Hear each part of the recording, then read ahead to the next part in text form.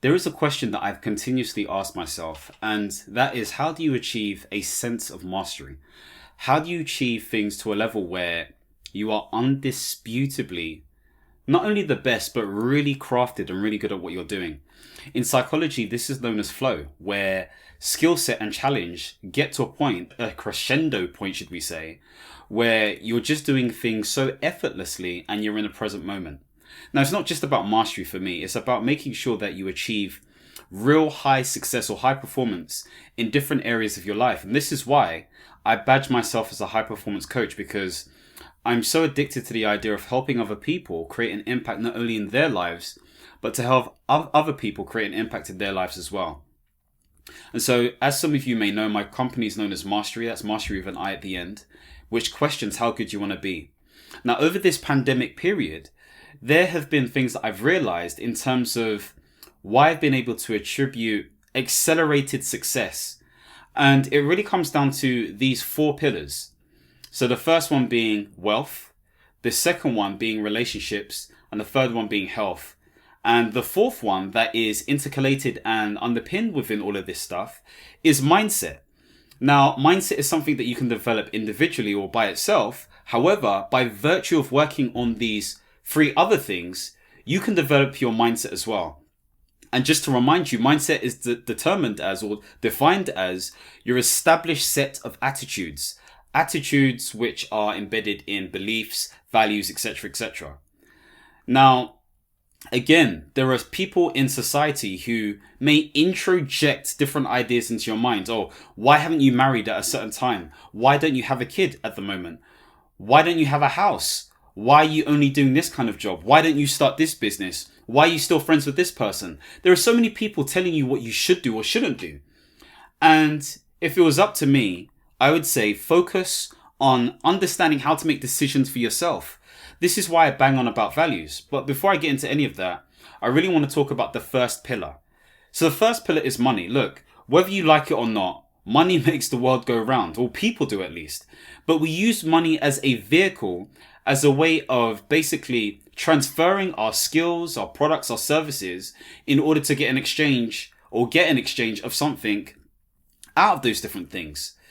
So if we understand as money as an exchange, if we understand money as a transfer mechanism, a transfer of energy, then you realize that money becomes extremely important in terms of making sure that we can actually be the best versions of ourselves. And I'm not saying everything's about money, because there'll be people who are heavily biased towards a certain spectrum of things and saying, oh, you need to do things a certain way and blah, blah, blah, which I agree with to an extent. However, without money, it's going to be difficult to achieve some of those things.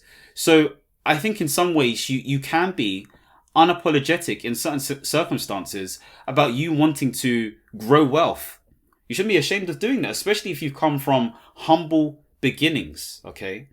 And so with this in mind, context is really important. If you understand your context, if you understand your reason why, if you understand where you've come from or where you're going, then you can decide how you spend your money. Now, for me personally, I had been in a position where I'd been in just under 30k debt, okay? And I made a decision back in 2018, 2019 to spend a year and a half, or about a year, should I say, just paying it off aggressively, okay? I already made payments beforehand, so it wasn't the whole 30k, it was about, I would say, just over half of that. However, I needed to really focus on making sure that I prioritize paying that off. So if you're in any sort of debt, really try to understand your current situation in terms of your expenses, your habits, and how much money you're making. Now, some people will go into sort of like, oh, I need to start a business straight away or make some side money. But look, the reality is that it doesn't matter if you've watched all these YouTube videos and all these gurus and stuff. Making money isn't always as simple as I'm going to start a business.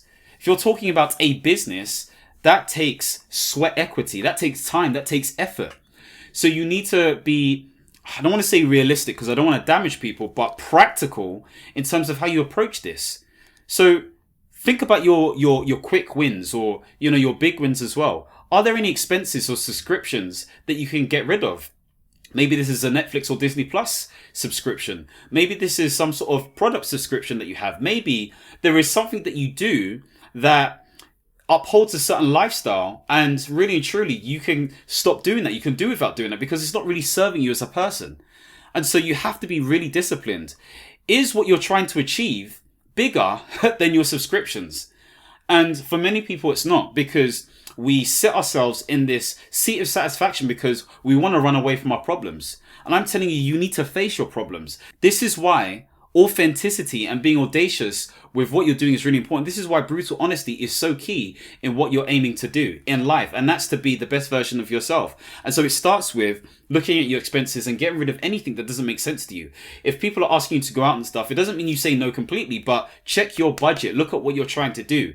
Have an aim in mind and stick to making sure that you don't go over or under that quota, depending on how you look at it. You may not want to use tools like, Money Dashboard as an example, or your actual bank. They may have tools to help you to look at how you're spending your money, because that will determine your habits. I remember looking back at my money situation on Money Dashboard, and from previous different exports I had from my bank, and I realized that a lot of my money was going on credit cards, holidays, and just other stuff, helping people out and all that kind of jazz there.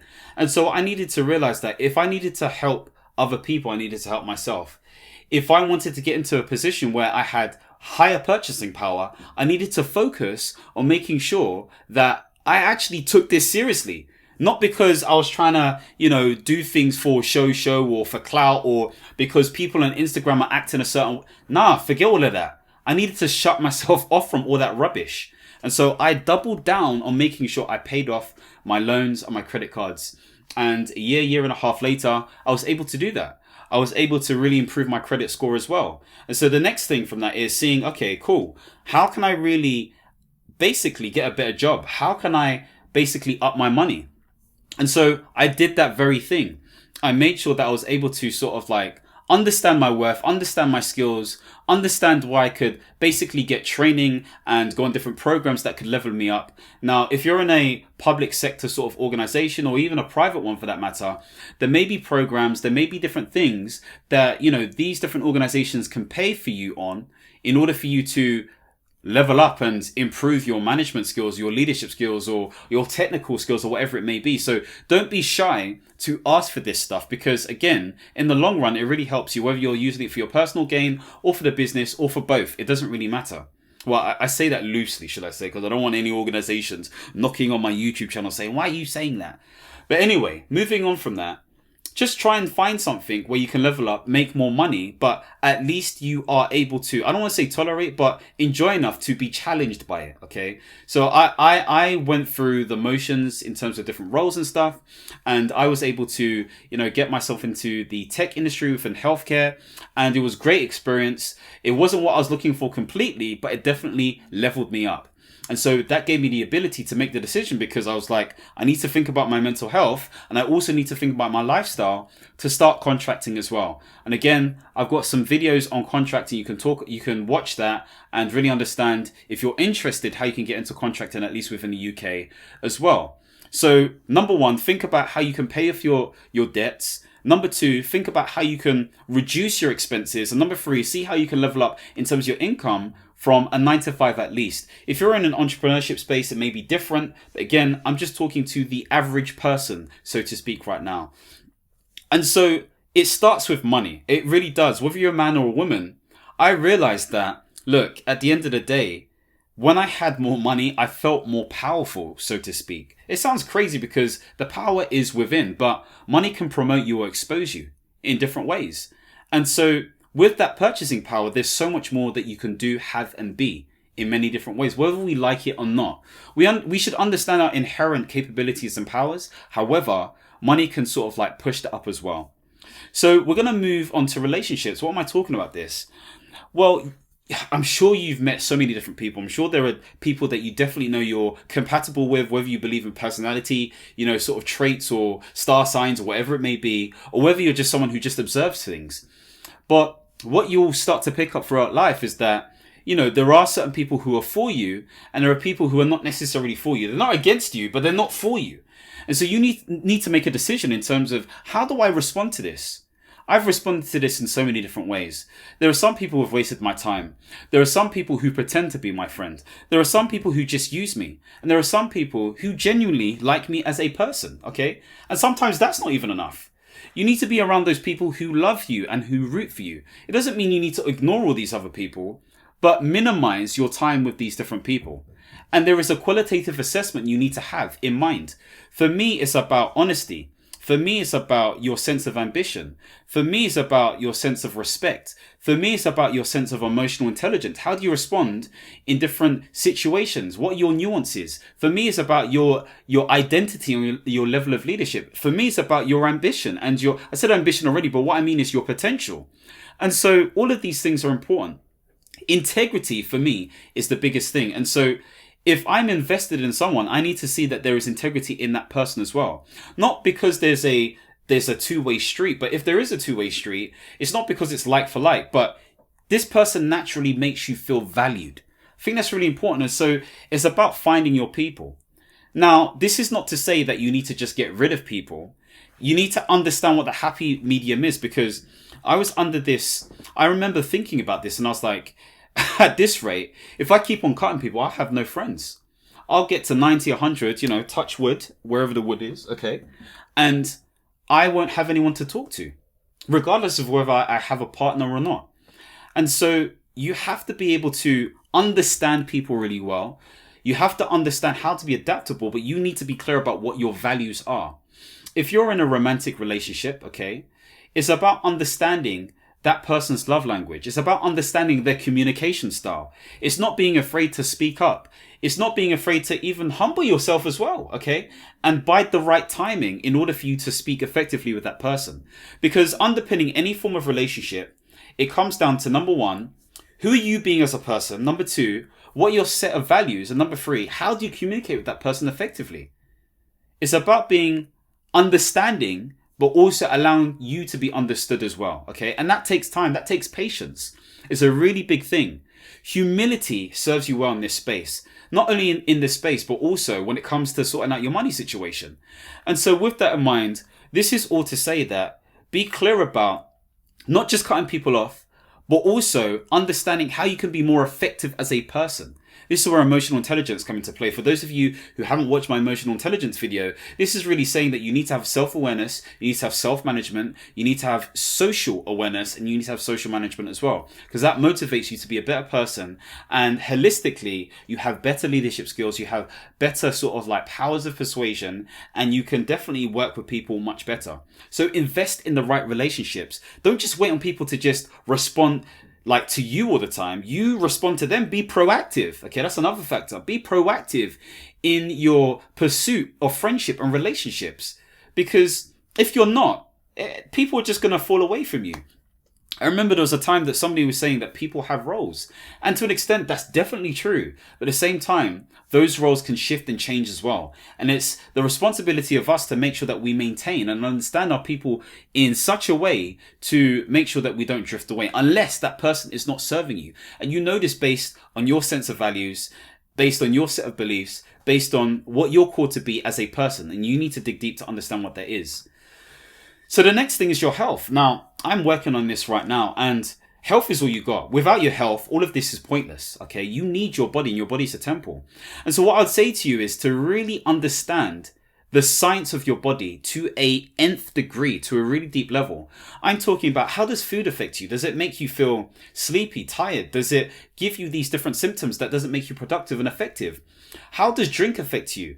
Are you more productive with certain drinks, or again, does it have those same effects? What happens when you don't have enough sleep? Okay, why are you not having enough sleep? What is happening in your life, in your day-to-day, that's causing you to not have enough sleep? Sometimes this could be your relationships. Sometimes this could be your career. Sometimes this could be the fact that there's so much on your mind. There are so many different things that are happening in life that cause us not to have enough sleep. And so when it comes to health, you need to have certain metrics that help you understand how you can become better. Now, people have so many different health conditions, but there are things that we do to ourselves based on our local environment that is causing us to not be the best versions that we're called to be. Now, if you're someone who's trying to gain weight, or someone who's trying to lose weight, or someone who's trying to maintain weight, just understand the vitals for yourself and what you're willing to do. At the end of the day, it comes down to your sense of well-being, okay? How satisfied are you as a person? And so if you're looking to be the most optimally healthy person there is, then you need to think about, Is my food, is my diet, is the frequency of what I'm eating, is what I'm drinking, is how I'm being as a person conducive to that? If you're trying to compensate for that and you prefer the richer things in life, okay, when it comes to, food, health and all that kind of stuff there, then what compromise are you willing to have?